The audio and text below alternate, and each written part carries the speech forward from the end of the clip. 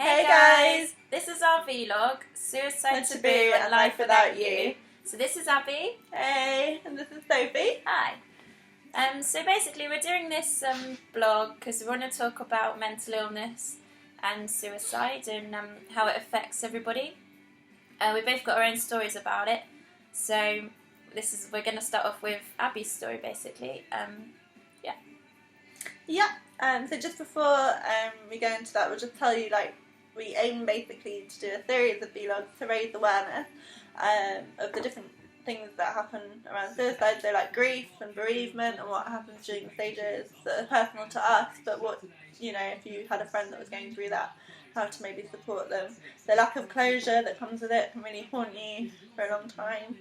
How it's portrayed in the media, and just to get you all talking, but for now, make an awareness. On my one. So, Abbie, do you want to tell us the beginning of your story? Yeah, so I was 14, and me and Sophie have been friends since 13 years old. Proper besties, cheesy besties. And we were in the canteen at school having our lunch, and liked a bit of mischief. She's really mischievous. She got me into all of that. That's all her fault. And funny enough, the police turned up in reception, and she was like, "Oh, Ab, police are there for you. What have you done?" And I was like, "Oh." And little did we know, the police were there for me. Bad joke, guys. It was a bad joke. Oh. Okay. But yeah, and then. So we were walking around school, weren't we? And we had kids coming up to us going, "Oh, Mr. Jones is looking for you. You need to find him. He's been coming around asking everyone where you are." Which was weird because even though there were loads of people doing that, we used to just walk around the school all the time because we were that cool over lunch break, and I just didn't process. I was like. We weren't in a rush to find Mr. Jones. It's usually that we were in trouble, so we didn't really want to find him. Right, thanks. But it turned out it was really important. He finally caught up with us, and he was like, "Can you come to the office?" And I was like, "Can Sophie come?" Sophie comes everywhere. And they were like, "No." And we're like, "Oh, must be serious." Yeah. And not involve her. Yeah. Yes, I'm Can't not be in trouble. Yeah, she got away. But so I went to the office, and it turned out the police were there for me, and it was actually ambulance vans and everything at the front, and my brother was in sixth form at the time, so he came with me, and we just got told basically that my mum had fallen off a balcony because she'd had a glass of wine. She doesn't really drink, so it was a bit weird. And it was just a bit weird, the whole thing really. The police were in school, daytime, my life was pretty normal. I know, a bit crazy, but pretty normal for your average 14-year-old. That's what happened at school. So, what happened after that? So, once you were at school, the police were there, and then... Yeah, then we drove to a hospital that was a bit further out, and we actually drove with the sirens on, and that's when I was like, Yeah, that's weird. This is weird. Such a new experience. This must be really serious. She must be really hurt. And it really scared me. So, I spent the time in the ambulance, me and my brother, my brother, actually, funny enough, because he actually knew about my mum's mental health a bit, I think he was really scared. Whereas I was just this is surreal. It's just the unknown for you, really. Yeah, I was like, what is going on? Yeah, no idea what to expect. Really sad. But we got to the hospital, and I saw my grandparents. They were there, my mum's mum, stepdad, and they just looked awful. Someone had died. Bad joke. Get used to that. Yeah, get used to the bad joke. Basically, there was a doctor, tall doctor with long dark hair, took us in a small room, and he was just prepping us for, so when your mum dies, la la la, when your mum dies, this and that. And I was just I started screaming. I was like, what? I just remember feeling very raw and aware of myself in my school uniform, just this girl going, what the fuck is going on? They're telling me my mum's going to die. I heard she fell off a balcony and, hit her head or something, but it turns out, none of my knowledge about any of her previous mental health issues, didn't know what mental health was, that she'd taken her own life, and she jumped off the very top flat, the roof of my grandma's flat, which is quite large, tall. Yeah, it's got to be about, what, 6 or 8 Yeah. floors high? And she hadn't actually died at this point, she was on life support, but yeah, that's what happened. There was just a lot of me screaming and, yeah. Okay, so what happened after the hospital? I guess you just went back. I mean, she was on life support at that point then? Yeah. So then, like, my grandma lives in the sea, and I didn't really want to be back in her building because that's where, like, the scene of the crime took place. Yeah, of course. She was just distraught, and I still remember her little face. And I just went down. I was going to go down to the beach, but I didn't get that far. I sat on a bench, and I just started praying out loud I'm not religious, but I do pray and believe in something. And I was like, please, God, like, screaming, like, may she be alive, like, even if she's in a wheelchair, I want to look after her, like, this is my mum. Yesterday, you know, what the hell? It happened so suddenly, I had no idea. What was she like the last time you saw her?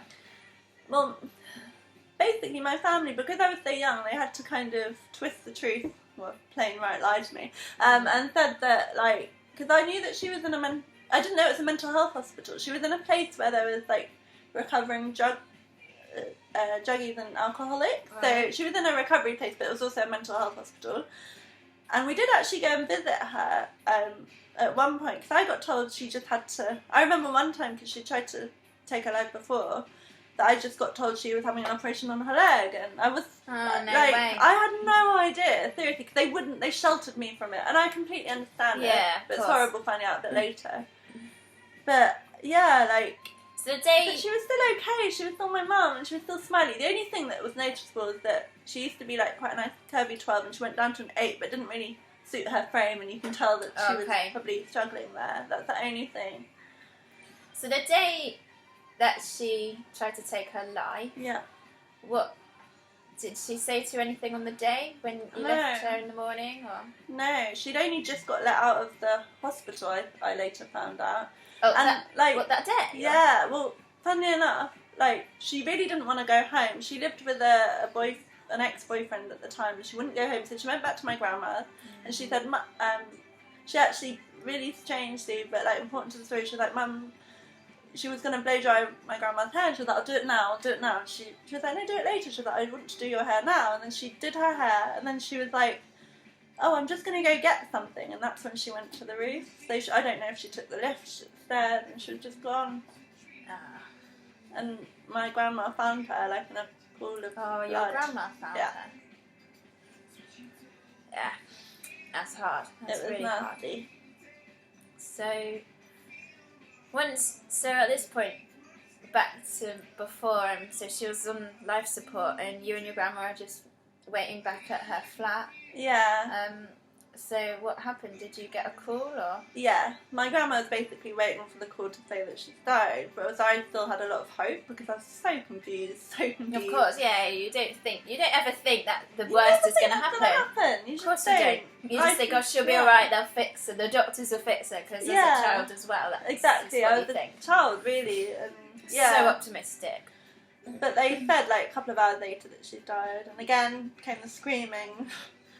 I don't even know. Yeah, I just needed to let it out because I was so shocked. I had no idea, and that's what hurt me the most, I think. Yeah, of course.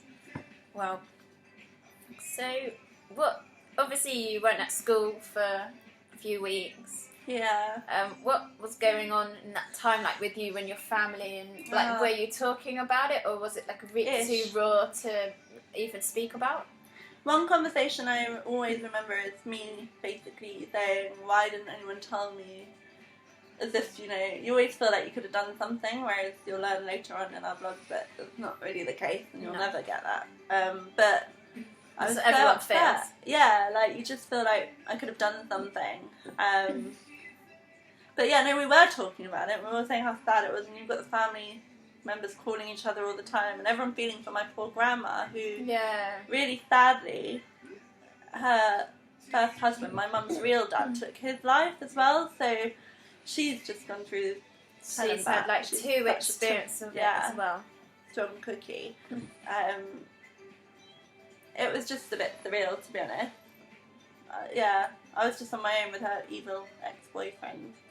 Yeah, I remember. My brothers were kind of around, but... Yeah. No, I remember being at yours and you were just on your own all the time, or you were waiting for him to leave as well. 'Cause he took ages to leave, didn't he? I know, yeah. Like, my dad has his own personal problems, and he took a bit long trying to move my ex-boyfriend out the flat so that he could move in and look after me, but bless him, he wasn't really around. But he is a lovely guy. I love your dad. We love Abbie's dad. Yeah, we do. He is a funny man. But sadly, he couldn't be a parental figure that I needed at 14. Exactly, yeah. 14, so young. Yeah. Pretty much living. Yeah, I was living on my own. Running. Social services almost got involved. To me, it was great because I'm like, woo, 14, I get to hang out with my mate. Like, we get the house to ourselves. But obviously, it was totally not what should have been happening. But to us, it seemed like. Yeah. And it was kind of normal because just when you're put in a situation as a child and whatever's happening, it just seems like a normal thing. Yeah. Yeah. But now we know that wasn't so great unhealthy. and it hasn't helped you No. at all. No. But so, okay, so should we go to the funeral? Tell me a bit about what that was like or what it felt like. Really weird. I've never been to a funeral before, I don't think. So the first funeral I go to is my mum's. Really, I still don't get over that. Not great. Weird having all the family members that I don't really know coming up to. Oh, I'm so sorry. When I still don't believe it. I'm like, that's not my mum. That's not my mum. Like, really, it's just so bizarre and so weird. And my grandma. I talk about my grandma a lot. It means a lot to me. Well, she pretty much brought you up. Yeah, she did. Bless her. Yeah, everyone's just hurting, and we can't believe it. Like, just sat next to my brother, and didn't you read a poem? I read a poem somehow. Did I cry? Probably. I don't know. I remember you being so strong throughout it though, and I thought, how is she reading? Like, I could not do that. I could never do that. I like to write. Yeah, it helps you a bit, doesn't it? Yeah. But it was tough. That was amazing that you did that, and you and your brothers stood there together. Yeah. I mean, you did have that family support of them, and that was really nice for you. But, yeah, so obviously you did come back to school. Yeah, that was weird. People were like treading on eggshells around me. They didn't know how it was going to be. Teachers thought I'd be a fragile mess. I was a fragile mess. She was a bit of a mess, yeah. As I said, like, living on my own, I was like, don't even ask. That's another blog post on it. So, yeah, we will go into that. But yeah, they were just like, oh, I don't know, you don't really, it's like you need sympathy but you don't really want it. Do you almost feel like some of it was a bit fake as well? Yeah, like, people feel like they've got to be like that something. with you, and sometimes you just wanted a bit of normality. I mean, definitely. we didn't speak about it that much, did we? I mean, no, I think I did feel really able to speak to you about it. I don't think you knew what to say, but you always let me talk. Yeah. Like, and I didn't feel ashamed about, because you just feel say so what you weird. like. Yeah, I was literally like probably telling you all thoughts. You might have been like, but she was really supportive. It's kind of like, yeah, it was kind of surreal weird for you, because we were together in each other's lives. Life was normal for both of us, and it just changed. Yeah. But we hadn't been friends, we'd probably been friends for about a year and a half or maybe 2 years before it happened. But to be honest, I didn't really see your mum that much. Yeah. And I don't know, I suppose you just, to me, you dealt with it so well. And yeah, we did talk about it, but not to like a massive extent where it was every day and you were saying, oh, I don't know how, it was more like I think you talked to other people about how you couldn't cope. Yeah. Yeah. And it was more we just have a laugh like normal friends. Yeah. Which helps to have a bit of normality sometimes. It did help. But also, like, if it was cancer or anything, like, that's just as awful. But at the same time, kind of preparing for it in you that can state, aren't you? a little bit prepare for it, and people know that your parents are dying, whereas this was the most sudden thing. And also having the police come into school didn't really help, and it made a big thing of it. So everyone was like, oh, that's Abbie, oh yeah, her mum. Yeah, she had to have the police come and take her. So I just felt like the girl that was going to be trouble. I basically labelled myself with that due to other people's reaction. Yeah, literally. And I felt like that in family, people just shoved me from therapy to try and sort out the girl that's mum did that. And it stuck with me for a very long time. But school was pretty good though. There was a place to go to. which I'd find you at most times. If I couldn't find Abbie, if she wasn't at the normal meeting point at lunchtime, I'd go, okay, I know where she is, and I'll go and find her and bring her. We'd chill out there for a bit, or you'd come out with me and we'd go for a little walk about, and I always had to find my Abbie though. Had to find her.